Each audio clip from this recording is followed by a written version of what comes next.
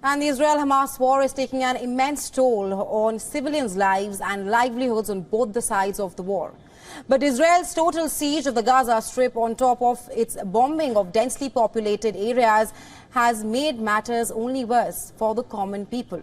Agencies like the World Food Programme and the United Nations RWA are reaching some 180,000 people residing in shelters with food and other supplies. More details on this in our next report. Take a look.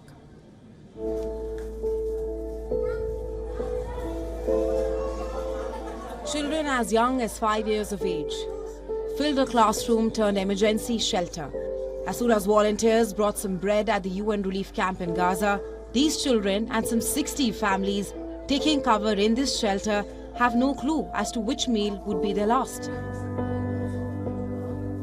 With their homes razed to rubble in indiscriminate Israeli strikes, these families have no place to go back to. The situation is devastating. We are on the ground doing everything we can to make sure the people in need, the ones who fled their homes and residing in shelters, are getting the food and help they need to be able to survive. Israel has ordered a total siege of the densely populated narrow strip of land.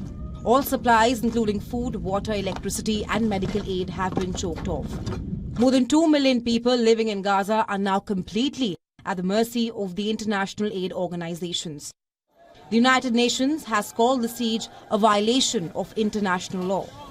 We need a humanitarian corridor to be able to support the people who are affected, and their numbers are rising every day.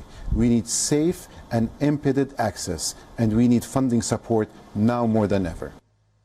The Gaza Strip is blockaded on two sides by Israel and on the third by the sea. So the narrow border with Egypt in the south becomes the last resort for civilians to flee or for aid to trickle in. But Israeli bombings near the crucial Rafah crossing had forced its closure.